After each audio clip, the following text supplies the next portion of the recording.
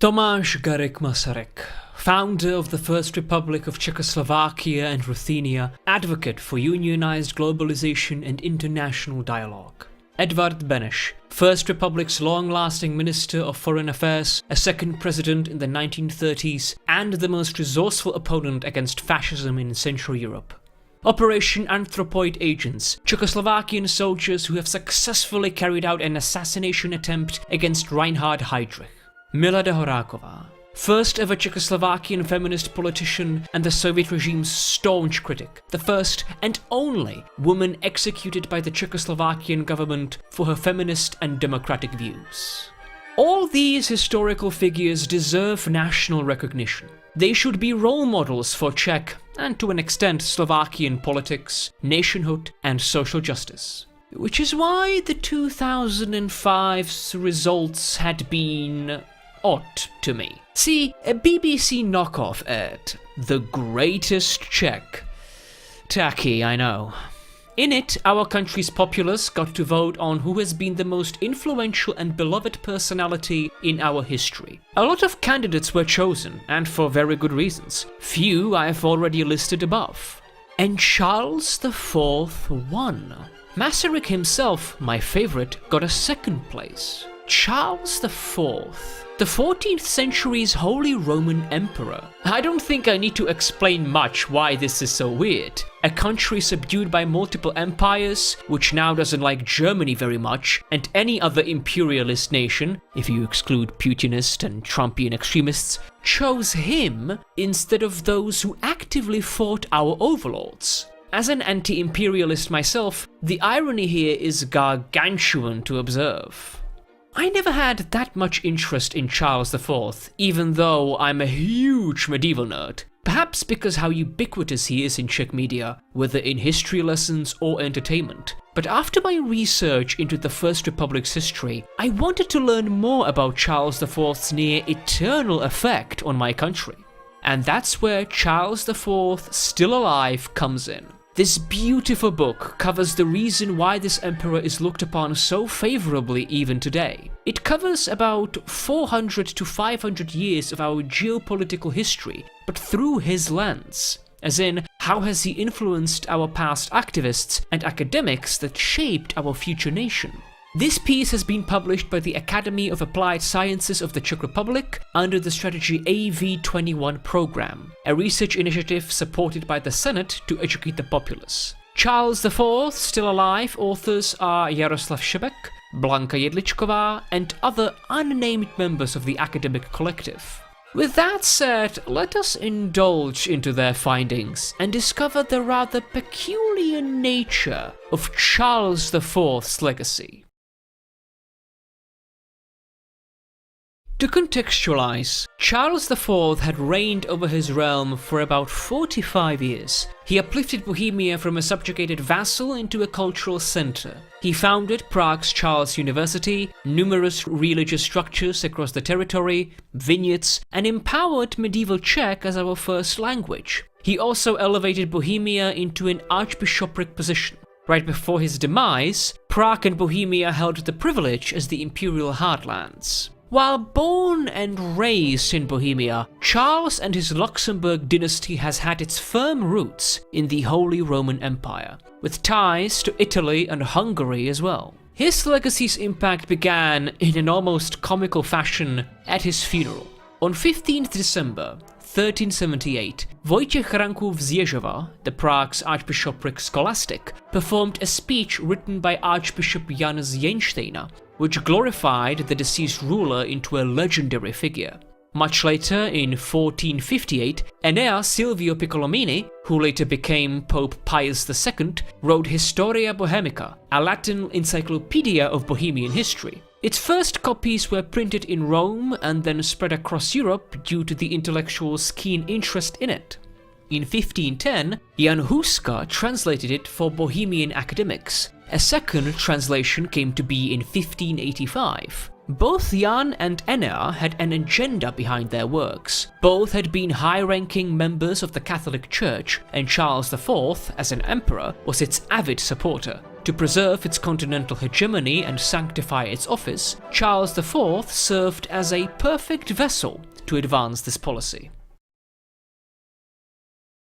Bohemians themselves began to fashion their own historiographic research of Charles IV's reign. In 1541, the crucial Chronika Česká, the Czech Chronicle, had been written by Václav Hájek's Libochan. For the first time, a Bohemian described in depth the emperor's policies and how they improved the territory. It also began the contest and ethnic question that plagued my country's history up until 1945, whether Charles IV tried to turn us Germanic or cultivate our Slavic identity. Hájek also began to use a term for him that no one else ever obtained: Otec vlasti, father of the country.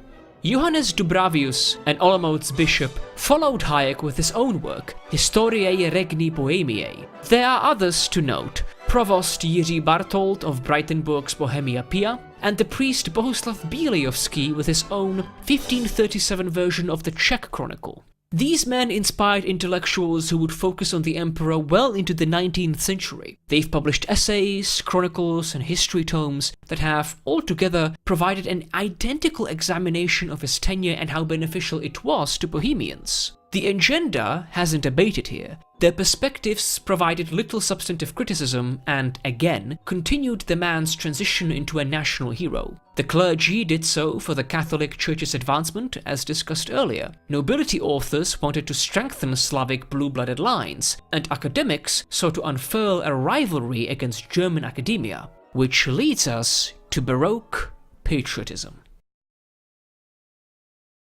On November 8th, 1620, the Battle of White Mountain took place in Bohemia. The nobility, for religious and governmental reasons, rebelled against the Habsburgs and initiated a statewide rebellion from 1618 up until the battle. In it, unfortunately, they got obliterated by two Catholic armies, led by the Holy Roman Emperor Ferdinand II.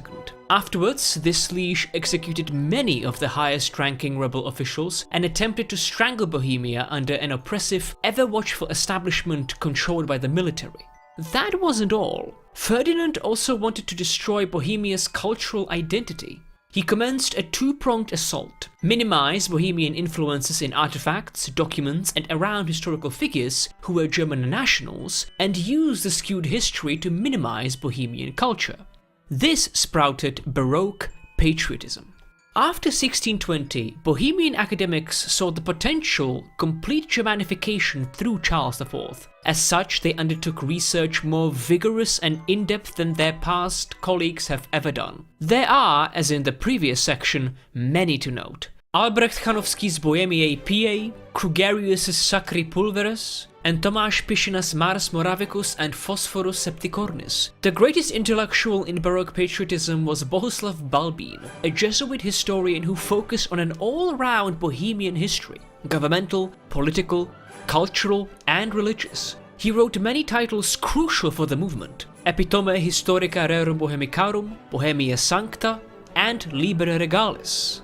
The authors replied to both assaults from Ferdinand's imperialist practices. Bohemian religion has had cultural roots for centuries, and it is as distinct and valid as German or Austrian Catholicism. And Charles IV had been a Holy Roman Emperor, but one who turned Bohemia into the imperial heartlands, and had as much adoration for its vassal as he had for German fiefdoms.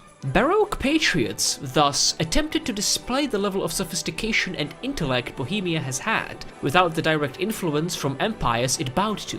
Charles IV as a choice for this riposte was clever. All the other persons were Bohemian, so they'd be dismissed by the German aristocracy in an instance. However, the emperor himself, and the only one who ever favored his vassal, provided an entirely different political battlefield. Ferdinand proved to be a vicious foe to Baroque patriotism. After his White Mountain victory, he printed a patent on 31st July 1627, a direct order for the vassal nobility: convert to Catholicism or face permanent exile. This would have given Bohemia to only German control and facilitate imperialist Germanification. Worse, Ferdinand used Charles IV as his own argument. His patent claimed that the deceased monarch, a Catholic himself, knew Bohemia would suffer a heretical establishment and warned against it before his death in 1378. In Ferdinand's belief, he wrote a preliminary anti-heresy law that would be enacted if Bohemia's security shrank. Ferdinand augmented his position by Hayek's 1521 Czech Chronicle, where a passage described, in 1376, how the aged, sick Charles IV met Prague's bishops and archbishops, ordering them to hunt down and execute any heretics across Bohemia. Hayek's interpretation hasn't been cited in the patent, but it had direct influence on the document. This is where it gets more complicated.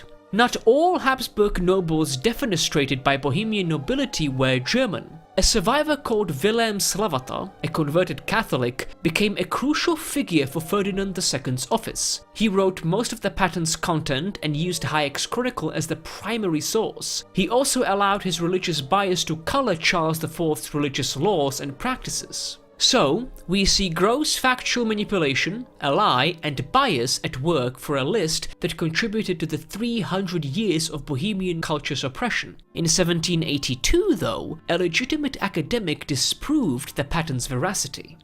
František Martin Pelzel, the Enlightenment's historian, grew his reputation through an extensive analysis of Charles IV. His experience and provided historical materials have revealed that Hayek's 1376 anti-heresy legislation had been a story based on religious intolerance from Hayek's side, which origins date back to the 16th century's clerical upheaval caused by German reformist movements. Charles IV had a notion of stricter pro-Catholic policies, but he abandoned the idea due to great pressure exercised by the nobility. Furthermore, Pelzel wrote comprehensive translation and contextualization of the late emperor's documents. Page after page, he discovered how careful he had been about religious matters, and, if you exclude the 1376 date, he never had any plans to tighten Catholicism's grip on Bohemia. As such, Pelzel proved that Ferdinand's 1627 patent had no valid claims to its existence, and turned to law through fallacious expansionist means without a bilateral agreement.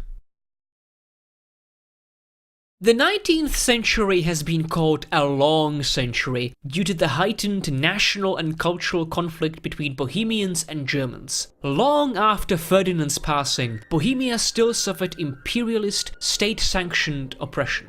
In 1878, the situation changed. František Polanski, 19th century's most renowned historian, writer and politician, and also founder of the Czech nationhood movement, published Dějiny národu českého v Čechách a na Moravě in 1876 and 1878.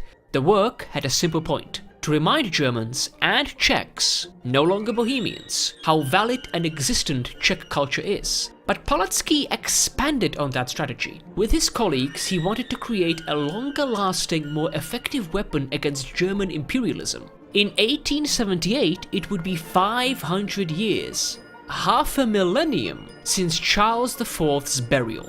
Polanski, in Charles's University, planned a statewide celebration. Days-long festivals and erecting monuments dedicated to the liege lord's name. At the same time, he'd use his works and of other academics, like Josef Kalousek and Josef Emler, for example, to once again resurrect an important fact. Charles IV had Czech interests, Czech culture, and Czech security as his primary concern. So, what exactly had been different in 1878 then, in, say, Baroque Patriotism's timeline? Germanification already had deep roots in Czech lands, and they issued a strong response to the nationhood movement. Charles's University Academic Senate had a German majority, and it became silent towards Polanski's attempts. Furthermore, German students attended the festivals and put wreaths next to those from Czech students, with writings such as "To Charles IV, German Emperor who established the first ever German university." These statements caused an uproar during the ceremonies, which evolved into fisticuffs suppressed by the police. It highlighted the long tensions between Czechs and Germans over cultural matters. certain journals Germanified or devalued Palacký's festivals. In Vienna, the Presse Neue Freie Presse declared 1878 as a pathetic, stunted attempt to establish independence. Czech-based Politik, financed by the German Empire's office, described the nationhood movement as too weak a resistance against the government. Prager Tagblatt, housed in Prague, took every pro-Czech argument about Charles IV and shamelessly Germanified them.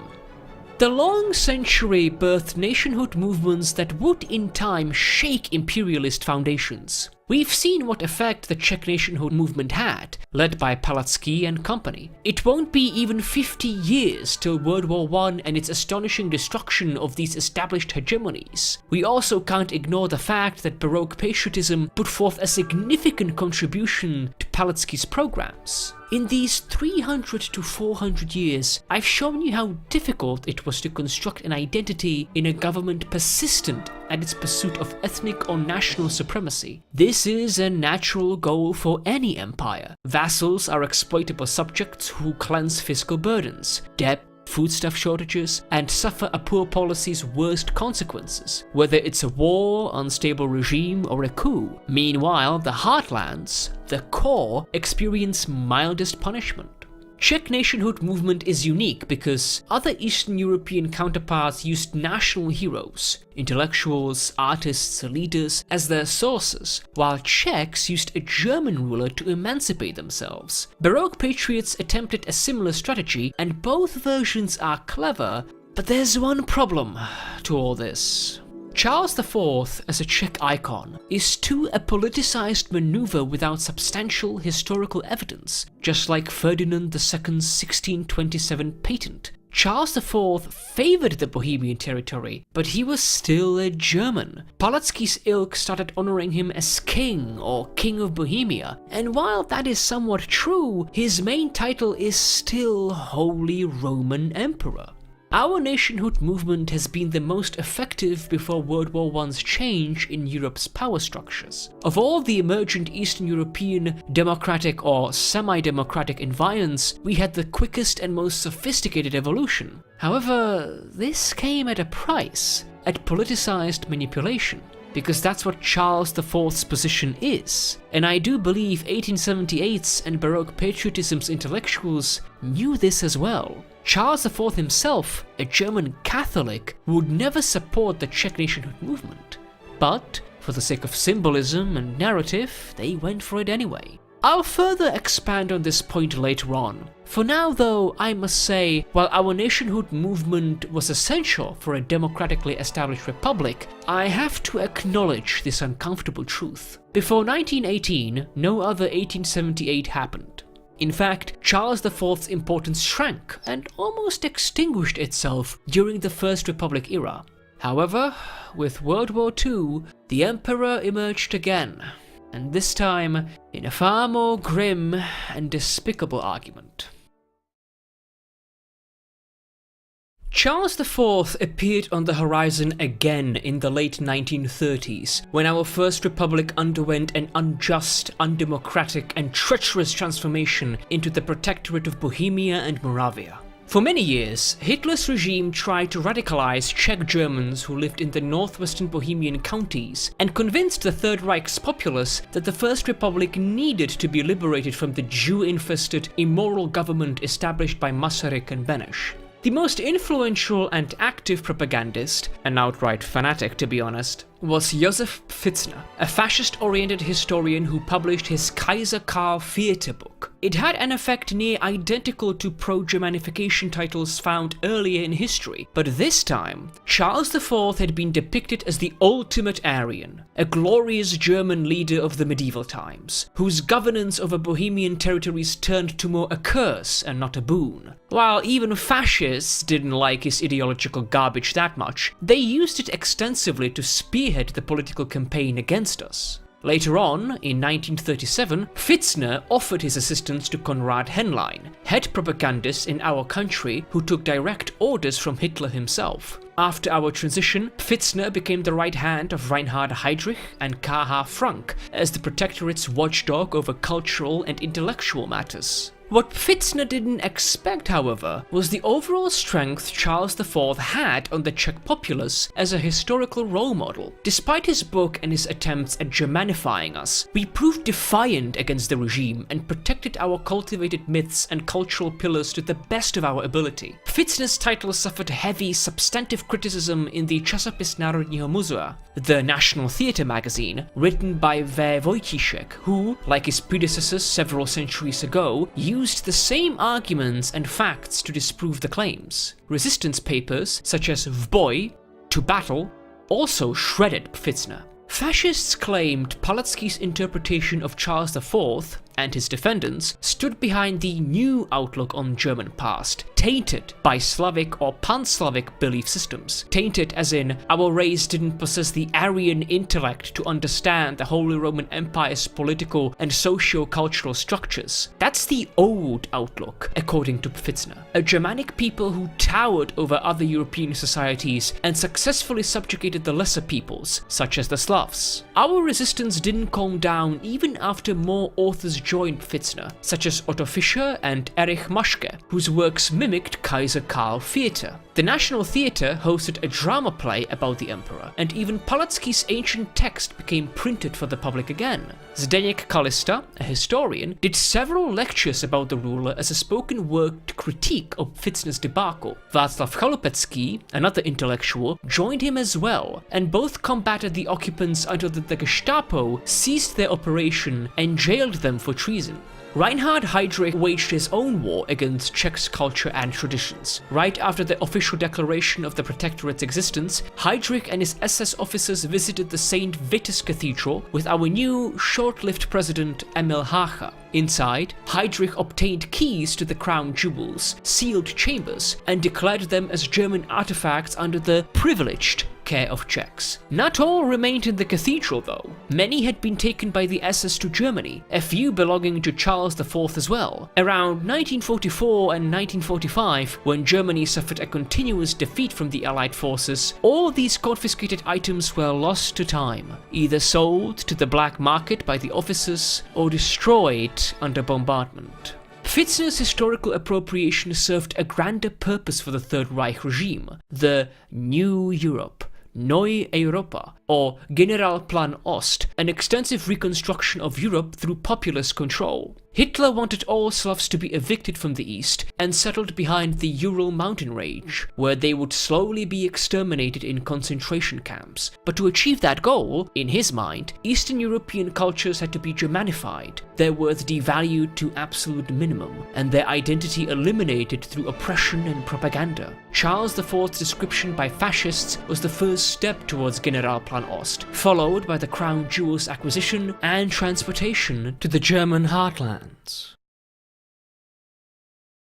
Unlike the Third Reich, the USSR didn't exercise the complete obliteration of cultural and traditional heritage of their Union members. To establish a new society that would be obedient to the Soviet cause, new myths, legends, and role models had to be constructed. In the socialist Czechoslovakia, Charles IV received yet another spin to his reign. The government's educational institutes portrayed him as the typical bourgeois ruler, whose decrees benefited the rich, such as the nobility and the clergy, and how the poor, the nation's backbone, still starved under terrible conditions. He became an anti-capitalist, anti-Western focal point, while the Hussite era, led by Jan Hus and Jan Žižka, a religious reformist and a mercenary respectively, were taught as the Soviet Union's heroes, defenders of the downtrodden, and mercantilism's primary obstacle to their economic interests.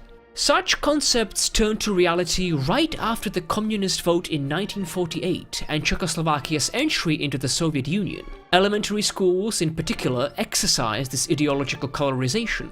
This continued up until 1978. 10 years after Russia's military occupation of Czechoslovakia, the regime was well into its infrastructural decay. Western products, ideas, popular figures, and overall culture couldn't be ignored by the Soviet populace no longer, and the government's incompetent leadership and disastrous policies made them yearn for something new, restorative. Czechoslovakia's dissatisfaction heightened after 1968. Gustav Husák, the 8th socialist president, tried to shrink the socio-cultural instability by a grand celebration of the 600th year since Charles IV's passing. I know, this is odd when you consider how the emperor came to be known in Soviet schools. The problem is, our historical fixation on him created this environment where no one else had that a national effect, not even Jan Hus or Jan Žižka, and in the USSR's time, to honor Masaryk or Beneš would mean a legitimization of a democratic capitalist system, which the First Republic was. To the government's mind, though, Charles IV posed not that large an issue due to how long it's been since his demise and how different the Czechoslovakian environment has become. To do so, however, Husák needed approval from head communist leadership both in Czechoslovakia and in Russia. What's more, such a celebration couldn't ignore the sovereign's actual home. Germany already planned its own festival with identical themes, so Husák had to turn his idea into a socialist counter-argument to Germany's preparations. Still, the 1978 program became a humongous success. It lasted for 5 months, from June to November. During summer, the government calculated that 4,500 entries per day visited the St. Vitus Cathedral and the Prague Castle. In the former, they displayed the crown jewels and other assorted artifacts linked to Charles IV. This brought forth a new cultural awakening in Czechoslovakia, but one Husák and company didn't want to see. Yes, the populace once more gained a certain pride for their history and ancestors, but it didn't turn them inward. As in, it didn't stop their desire to consume and enjoy Western products or ideas. Instead, Czechs especially became more convinced that the country, despite its current socialist roots, belongs to the West too. It didn't create a new wave of anti-socialist magazines, plays or critics, though it did build an unexpected foundation for the mid to late 80s, where the Soviet Union stared into its inevitable end. Even when Husák's government attempted to gain credit from these festivals, the 1978 celebrations brought no love or sympathy for the normalization era. The near 30 years old period after 1989 reduced our dear emperor's status even further. He's just a factual note in history books now. On one hand, as he should be, elementary and high schools discuss how long he reigned, what buildings he founded, and how did the Bohemian territory improve throughout his life. Of all the German crowns, he's the most focused on in Czech curriculums. Unfortunately, my country's educational system is horrid, the claim proven by recent studies that showed how abysmal current statistics are concerning the quality of teachers, schools, and even students. See, Charles IV, as a factual note, is meant in the literal sense. There's no deeper conversation about why he means so much to Czechs. The German-Czech discourse about the man's Slavic or Germanic tendencies and how his almost mythical conceptualization evolved over the 600 plus years or so. Neither do the teachers instill intellectual curiosity in their students, concentrated on his decrees, diplomatic attempts, or his governmental flaws. Across the age demographic, if you exclude experts and intellectuals, most Czechs would tell you what he founded and use the father of the country title, but little else. This, on the other hand, is the negative effect of his more factual, objective transition. It removed the socio-political nuance my country has dealt with since, well, his death in 1378. A weird title for the conclusion, yes, but it goes back to a point I covered for a while before the fascist propaganda segment. As I was reading this book, I began to ask, should he have truly been our nationhood movement's focal point? Is our cultural attachment to him relevant or even legitimate today? Is he, a feudal Catholic emperor, more important than Masaryk, Beneš or Havel? And if so, why? Didn't Polanski's politicized manipulation create a false image that now taints the integrity and veracity of our heritage? And then came the ultimate question, which motivated me to write all this. Is Charles IV a local cultural appropriation? Haven't we appropriated him to something else, something he never really was? How does he differ from other Holy Roman emperors who ruled for just as long and just as peacefully? Why should a small, coalition-based democracy revere an authoritarian liege lord? Charles IV wouldn't support our religious indifference or secular establishment, nor our independence. He wouldn't put my country before Germany, that would be a political suicide. And he would most certainly use his military against us if we'd rebel or pursue our independence. Charles IV, lucky for us, had been an emperor who favored us. But is he the father of our country? Does he deserve to be on our banknotes?